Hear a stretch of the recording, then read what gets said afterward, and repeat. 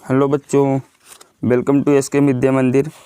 तो बच्चों आपको बता दें कि आपको 2022 में जो 30 अप्रैल को पेपर हुआ था वो आज मेरे पास है। ठीक है, उसका मैं आपको हिंदी सॉल्यूशन कराने वाला हूं, क्योंकि देखिए हिंदी बहुत इम्पॉर्टेंट है। 20 अंक की हिंदी आती है, आप लोग ध्यान से देख लीजिए, इस पर लिखा भी है जो है भी भाषा परीक्षण जो 61 से 80 प्रश्न 61 से 80 तक प्रश्न होते हैं, 20 प्रश्न, ये 25 नंबर के होते हैं। ये बहुत इंपॉर्टेंट है और बहुत से लड़के हिंदी गलत करके आते हैं। तो आज मैं आपको बताने वाला हूं कि किस प्रकार से आपको हिंदी के गद्यांश को पढ़ना है और किस तरह से उसको अप्लाई करना है, यानी किस तरह से पढ़ के हमें अंडरलाइन कैसे करना है और किस तरह से हमें पढ़ के उस पर क्वेश्चन करना है। ठीक है, तो देखिए ये पिछले वर्ष का पेपर है, तो इसी के हम 2 गद्यांश आज आपको कराने वाले हैं। तो वीडियो में पूरा बने रहिए और देखिए किस तरह से आप हिंदी किया जाता है या किस तरह से उसे पढ़ा जाता है। ठीक है, ध्यान से देखिएगा। तो ये 2 हमारे अनुच्छेद हैं। पहला अनुच्छेद है, पहले अनुच्छेद को ध्यान से पढ़ना है।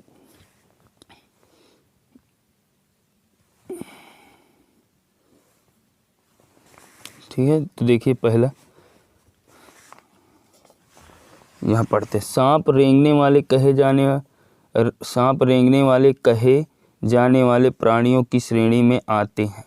इस समूह में मगरमच्छ, छिपकलियाँ और कछुओं को भी शामिल किया जाता है। सांप वनों, मरुस्थलों और झीलों आदि सभी जगह पाए जाते हैं। वे साल भर बर्फ से ढके रहने वाले स्थानों में जीवित नहीं रह सकते। सांपों की दृष्टि बहुत कमज़ोर होती है। क्षति से बचने और भोजन पाने के लिए वे अन्य इंद्रियों का उपयोग करते हैं। कुछ सांप अपनी नाक से सूंघते हैं, पर अधिकतर वे जीभ से सूंघते हैं। सांप का शरीर कोशिकाओं की परतों से बनी सल्कों से ढका रहता है। वर्ष में कई बार सांप अपनी मृत चमड़ी की बाहरी परत को छोड़कर उसके नीचे की कोशिकाएं तुरंत बाहरी परत का निर्माण कर देती हैं, जो सांप की सुरक्षा करती हैं। अब देखिए, पढ़ लें हम इसको ध्यान से। सांपों को कहा जाता है, तो सांपों को कहा जाता है, तो यहाँ पर देखिए ध्यान से, सांपों को क्या कहा जाता है? सांपों को रेंगने वाले कहे जाने वाले प्राणी की श्रेणी में आते हैं। ठीक है, सांपों को वनों, मरुस्थलों, झीलों आदि सभी जगह पाए जाते हैं। ठीक है, तो सांपों को क्या कहा जाता है? तो सांपों को रेंगने वाला, पहला ऑप्शन छिपकली, सल्क, रेंगने वाला कछुआ, तो सी नंबर रेंगने वाला कहा जाता है। देख लीजिए, सबसे पहला ही ऑप्शन में ऊपर और फिर गद्यांश पे अगर हम देखें तो सबसे पहले लिखा है सांप रेंगने वाले कहे जाने वाले प्राणी हैं। तो बहुत ध्यान से हमें करना है। फिर उसके बाद 62 वाला क्वेश्चन देखिए, सांप कहाँ जीवित नहीं रह सकते? तो सांप कहाँ जीवित नहीं रह सकते? तो देखिए यहाँ पर हम अगर देखें तो पहला ऑप्शन है बर्फ़ में, पहला ऑप्शन देते हैं पहले, बर्फ़ से जमे स्थानों पर, मरुस्थलों पे, वनों पे, झीलों पे। तो अब देखिए इधर क्या है, सांप वनों, मरुस्थलों, झीलों आदि सभी जगह पाए जाते हैं। ये जगह पाए जाते हैं, लेकिन वे साल भर बर्फ से ढके रहने वाले स्थानों में जीवित नहीं रह सकते। तो इसमें साफ साफ लिखा है, तो हमारा जो ऑप्शन नंबर ए करेक्ट हो जाएगा। अब देखिए 63 वाला क्या है? 63 में है सांपों की कमज़ोर होती है। क्या कमज़ोर होती है? तो दृष्टि कमज़ोर होती है, उसमें साफ साफ लिखा है, देख लीजिए आप, सांपों की दृष्टि बहुत कमज़ोर होती है। ये अंडरलाइन यहाँ देखिए, बहुत कमज़ोर होती है, तो ये ऑप्शन सही हो जाएगा। अब देखिए फिर 64 वाला, सांप को चोट लगने से बचाती है। तो सांप को चोट लगने से उसकी जो मृत चमड़ी है वो बचाती है, क्योंकि हर साल सांप आप देखते हैं कि मृत चमड़ी को निकाल देता है, फिर एक नई मृत चमड़ी अपनी कोशिकाओं द्वारा निर्मित करता है। ठीक है, तो अब फिर लास्ट क्वेश्चन है 65 वाला, जीवित रहने शब्द का अभिप्राय है। जीवित रहने शब्द का अभिप्राय है जीना, चलना, पलायन करना, संबंधित होना। तो जीना, जीवित शब्द का अर्थ होता है जीना, इसमें जीना करेक्ट हो जाएगा, ए नंबर। तो आई होप आपको समझ में आ रहा होगा। अभी एक और गद्यांश हम पढ़ेंगे, आप ध्यान से देखिए इसको। दूसरा गद्यांश है,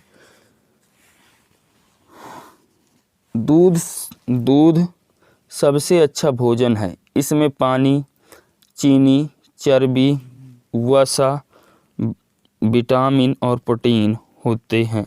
लोग भिन्न भिन्न पशुओं के दूध पीते हैं। इंग्लैंड और अनेक अन्य ठंडे देशों में गाय होती हैं। अरब और मध्य एशिया जैसे गर्म शुष्क स्थानों में ऊँट होते हैं। भारत में गाय और भैंस दोनों हैं। अनेक स्थानों पर बकरियां होती हैं। यदि लोग गाय और अन्य पशु रखते हैं तो उनको बहुत दूध मिलता है। दूध में से वो मक्खन और चीज़ें बना सकते हैं। यह ज़रूरी है कि जिस दूध का हम उपयोग करते हैं वह शुद्ध और विषाणु मुक्त होना चाहिए। अशुद्ध दूध से मानव शरीर को लाभ की बजाय हानि अधिक होती है। तो इस तरह से हमें पढ़ना है, ठीक है। तो लोग पशुओं का दूध पीते हैं। तो इस पे क्या था, पहला ऑप्शन है एक जैसे, दूसरा भिन्न भिन्न, तीसरा समान, चौथा उसी तरह से। तो देखिए इसमें क्या है कि लोग भिन्न भिन्न पशुओं का दूध पीते हैं। यहाँ पर ध्यान से देखिए तो क्या लिखा है, भिन्न भिन्न। तो इसमें कौन सा ऑप्शन सही हो जाएगा, बी ऑप्शन करेक्ट हो जाएगा। फिर 67 वाला देखिए, इस डैश स्थानों में ऊँट पाए जाते हैं। तो कैसे स्थानों पे ऊँट पाए जाते हैं, तो देखो यहाँ पर ध्यान से देखिए, यहाँ लिखा है गर्म शुष्क स्थानों पर ऊँट पाए जाते हैं। ऑप्शन में हमारे क्या है, ऑप्शन में है शीतल, जमे हुए, गर्म, ठंडे। तो गर्म स्थानों पर यानी सी करेक्ट हो जाएगा। यदि लोग गाय जैसे पशु रखते हैं तो उन्हें दूध मिलता है। तो बहुत कम, थोड़ा, बहुत सारा। तो बहुत सारा होगा, क्योंकि देखिए यहाँ ऑप्शन देखिए, यदि लोग गाय और अन्य पशु रखते हैं तो उन्हें बहुत दूध मिलता है। तो यहाँ पर बहुत सारा करेक्ट हो जाएगा, डी, ठीक है। अब 69 वाला देखिए, यह डैश है कि जिस दूध का हम उपयोग करते हैं वह शुद्ध है। यह आवश्यक होना चाहिए। देखिए यह ज़रूरी है कि जिस दूध का हम उपयोग करते हैं, तो यहाँ पर क्या भरा जाएगा, ज़रूरी। तो ज़रूरी का मतलब आवश्यक, ठीक है। यह ज़रूरी है कि जिस दूध का हम उपयोग करते हैं वह शुद्ध हो।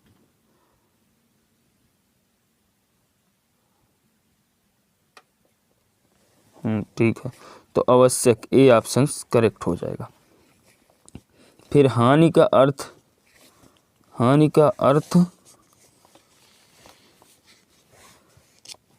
अर्थ डैश के समान है, लाभ, मरम्मत, क्षति, स्थिर। तो यहाँ सी करेक्ट हो जाएगा, क्षति के समान है। तो इस तरह से आपको 2 गद्यांशों को हमने करा दिया। आई होप आपको समझ में आया होगा कि हिंदी आपको किस तरह से पढ़ना है और फिर उसके क्वेश्चन किस तरह से करना है। इसमें हिंदी में आप देखिए संज्ञा, सर्वनाम और कुछ अर्थ, प्रत्यय, उपसर्ग, विलोम, शब्द, पर्यायवाची, इन सब को कर लीजिए, क्योंकि यही चीज़ें गद्यांश में पूछ ली जाती हैं। बाकी इसी प्रकार के क्वेश्चन आते हैं, ठीक है। तो आई होप आपको समझ में आया होगा और लगे रहिए, मेहनत करते रहिए और चैनल को ज़रूर सब्सक्राइब कर लीजिए, क्योंकि 2023 में बहुत इंपॉर्टेंट होने वाला है ये चैनल आपके लिए, ठीक है। तो वीडियो को पूरा देखने के लिए धन्यवाद। जय हिंद।